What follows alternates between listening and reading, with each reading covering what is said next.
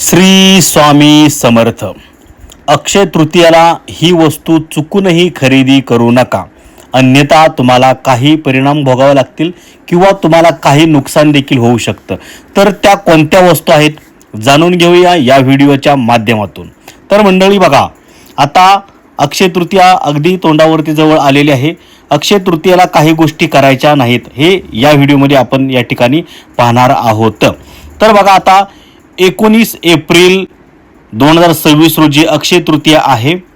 हिंदू धर्मात हा सण अत्यंत शुभ आणि फलदायी मानला जातो. असं मानलं जातं की या दिवशी केलेल्या कोणत्याही शुभ कार्याचं फळ हे 100% चांगलंच मिळतं. त्यामुळे या दिवशी जास्तीत जास्त भक्ती, पठण, चांगलं कार्य, सत्कार्य केलं जातं. बघा, आता या दिवशी जी काय पूजा केली जाते, दान केलं जातं किंवा खरेदीला विशेष महत्त्व दिलं जातं.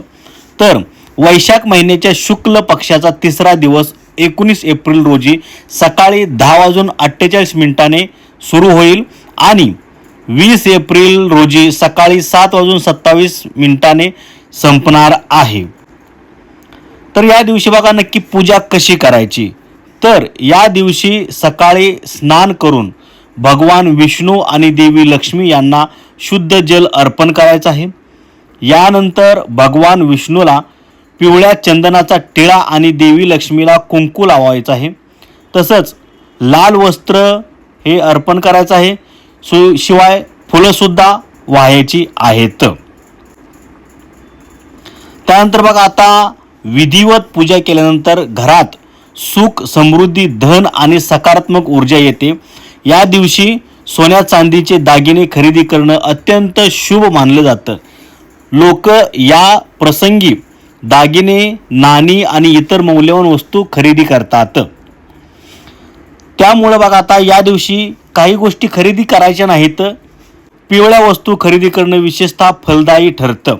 पिवळ्या वस्तू ह्या तुम्ही खरेदी करू शकता. पिवळ्या वस्तू खरेदी करणं विशेषतः फलदायी ठरतं. पिवळ्या कवड्या, मोहरी, धार्मिक पुस्तकं, फर्निचर आणि नवीन कपडे खरेदी करणं हे शुभ मानलं जातं. तर बघा, आता काय खरेदी करायचं नाही या दिवशी, कोणत्या वस्तू खरेदी करायच्या नाहीत. तर या दिवशी ॲल्युमिनियम, स्टील आणि प्लॅस्टिकची भांडी खरेदी करणं अशुभ मानलं जातं. असं केल्यास देवी नाराज होऊन तुम्हाला आशीर्वाद देत नाही, अशी सुद्धा एक धार्मिक कल्पना आहे. त्यामुळे शक्यतो या दिवशी तुम्ही या गोष्टी टाळायच्या आहेत. परंतु समजा चुकून किंवा नकळतपणे तुमच्या हातून जर अशा काही गोष्टी घडल्या तरी तुम्ही त्याबद्दलचा म्हणजे कष्ट करून घ्यायचं नाही, जास्त विचार करायचा नाही. देवाच्या चरणी प्रार्थना करायची आणि देवाला सगळं काही साकडं घालायचं. देव सगळं काही सांभाळून घेतो.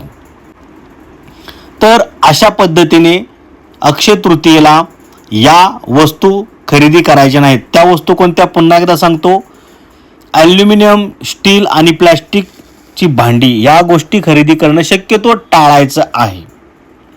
तर अशा पद्धतीने या वस्तू खरेदी करायच्या नाहीत. अक्षय तृतीयेच्या तुम्हाला खूप साऱ्या शुभेच्छा. धन्यवाद.